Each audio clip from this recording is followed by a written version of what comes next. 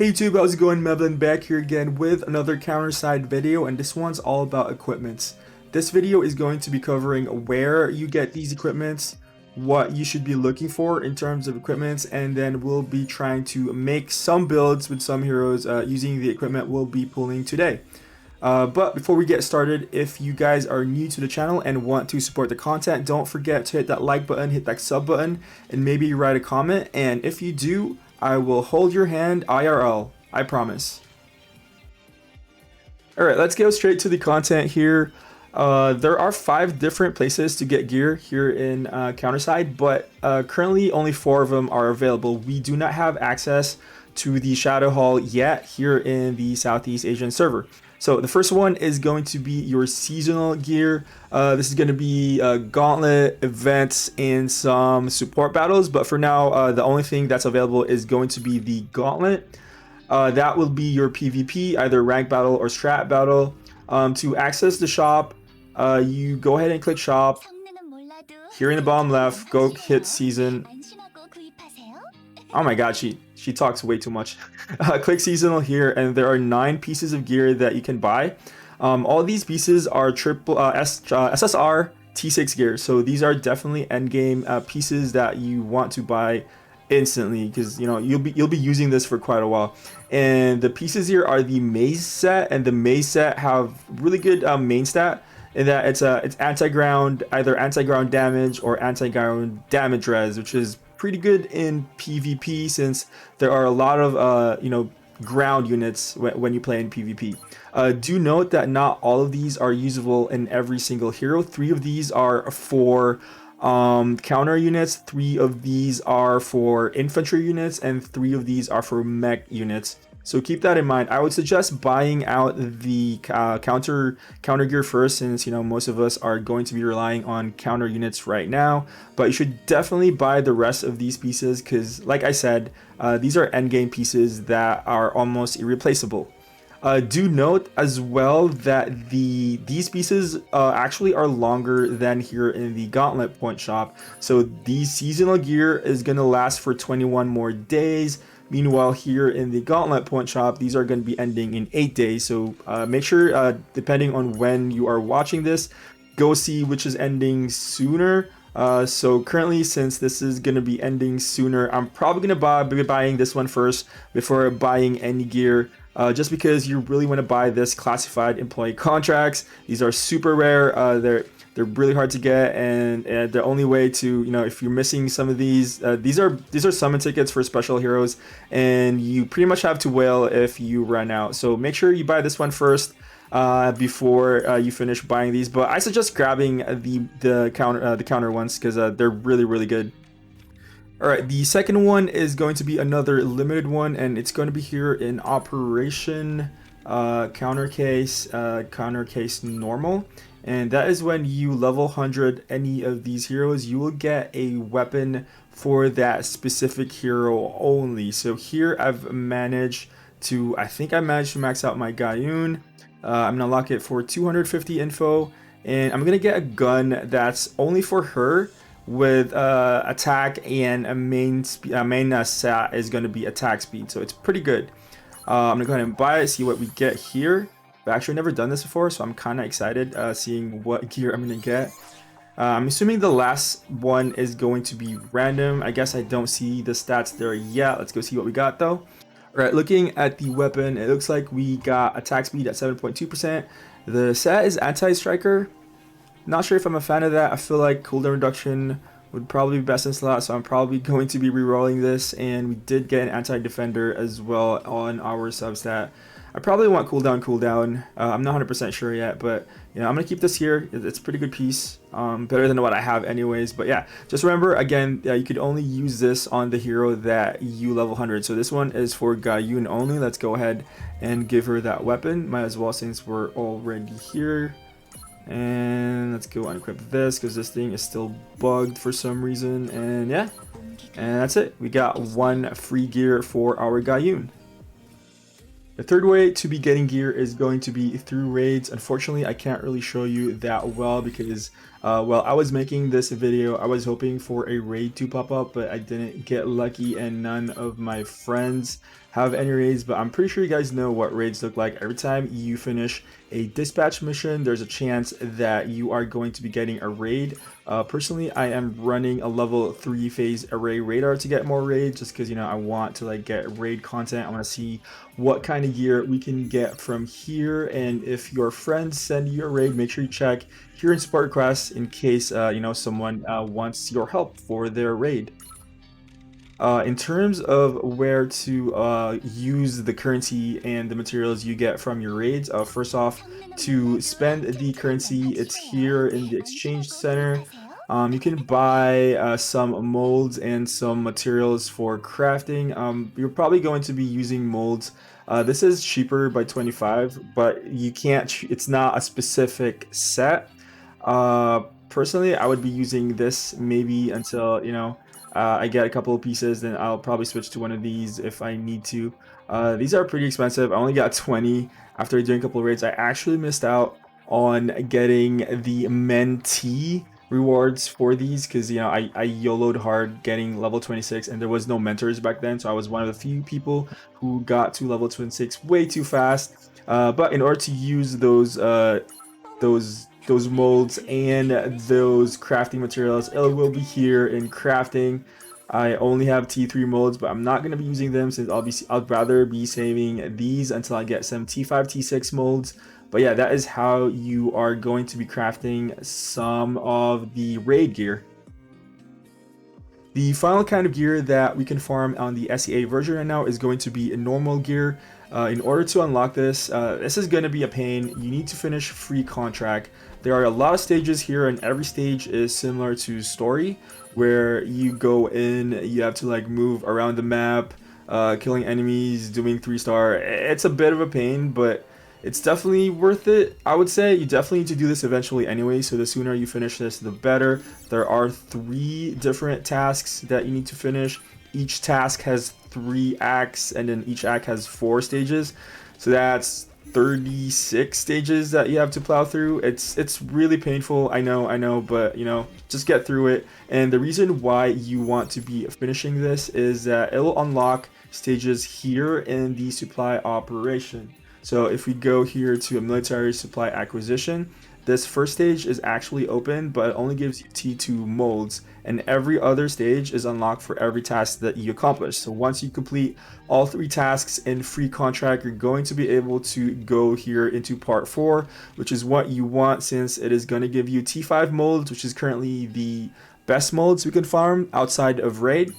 Also, this stage gives you everything you need to be able to craft. It gives you these advanced gear materials, which is also needed to craft. I'm actually drowning in these right now.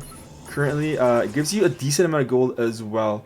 It's around 50k per run, a little bit more than 50k, and it only costs 650. So it's a pretty good spot to farm gold while giving yourself, you know, more gear to work with.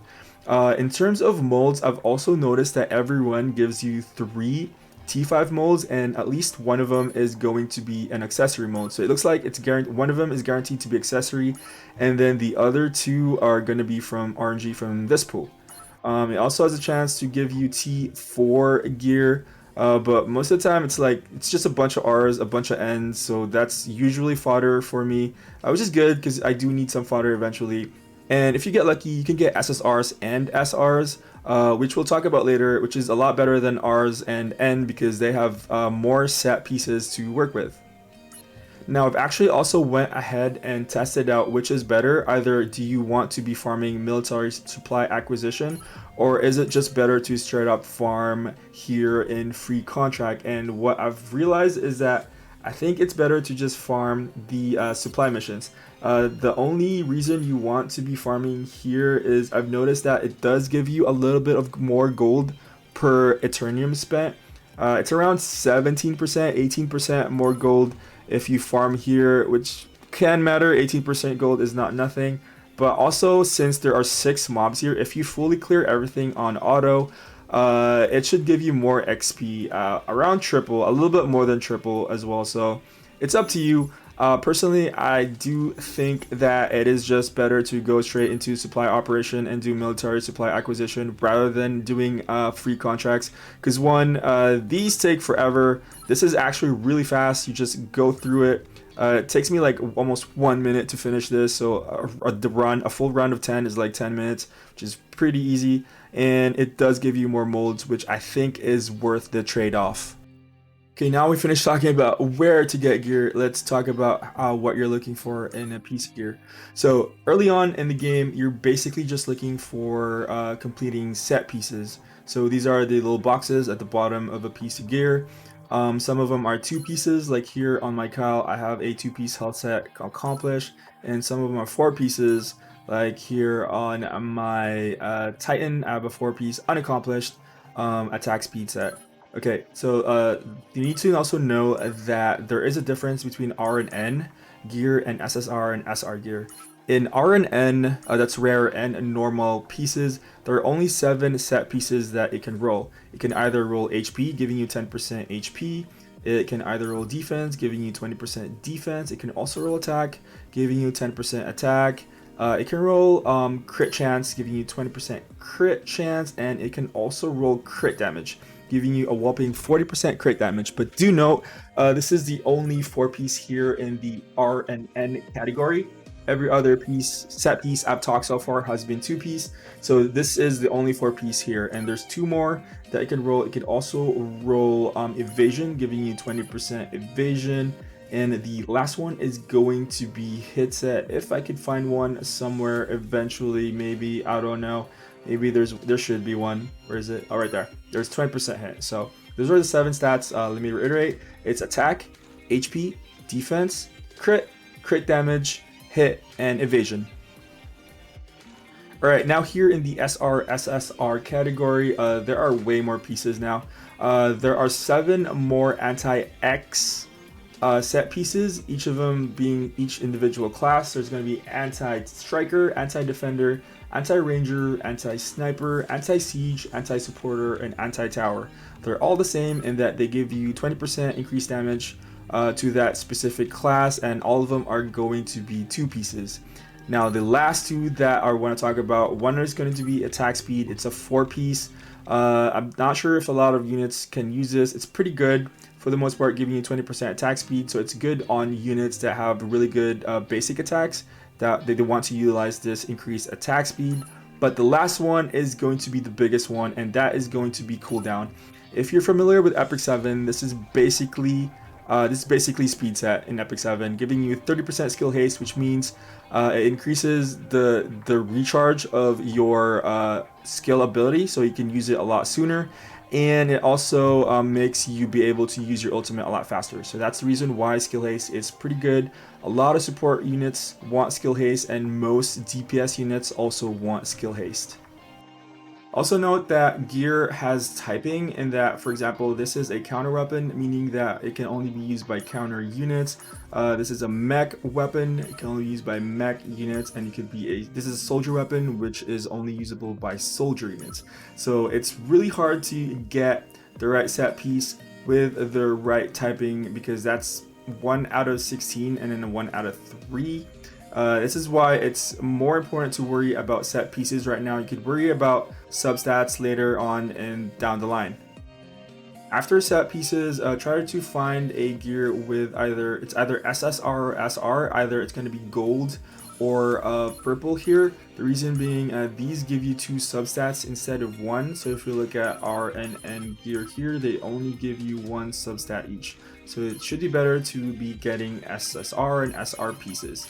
The other thing that you should be looking forward to is going to be the tier of the weapon. Obviously, the higher the tier, the higher the substat value you will be getting. For example, here is a T1 purple, which is giving you 30 attack. Meanwhile, a T5 purple is going to give you 90 attack. As well as colors does matter. This T5 purple is giving 9 attack, while this T5 SSR gear is going to give it 100 attack, so just a little bit more stats. So eventually you want a T6 gear that's SSR, but for now, like I said, it's early game, you probably don't have that many pieces. I wouldn't worry too much about the substats.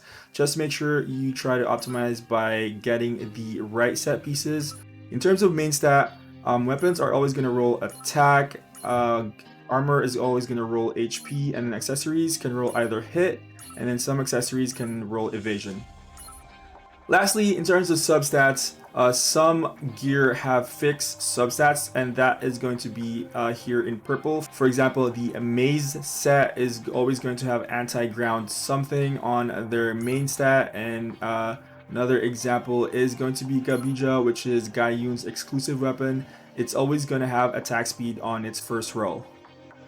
So as an example for my Shaolin, I am wanting to build her on a crit damage set, so I just grabbed 4 pieces that are crit damage as the highest tier. Fortunately, all of them were R pieces. I couldn't get any SR or SSR pieces that were giving crit damage, but it's a lot better to get that 40% crit damage than worrying about the substats, at least right now. Alright, last one really quickly. I just want to show you how to know what substats can roll in the piece of gear, and that is here in the workshop. Go to gear tuning, choose any piece of gear, go to change options, and you will see an options list of all the possible substats and the values that it can roll. Ooh, that was a lot of words. I didn't expect it to be this long. Hopefully this video was as complete as possible as I can make it. It might sound like I know what I'm talking about, but I'm gonna be honest, for the most part, I just read guides and then try to apply it in my own game and then try to regurgitate that and show it to you in the most useful way possible.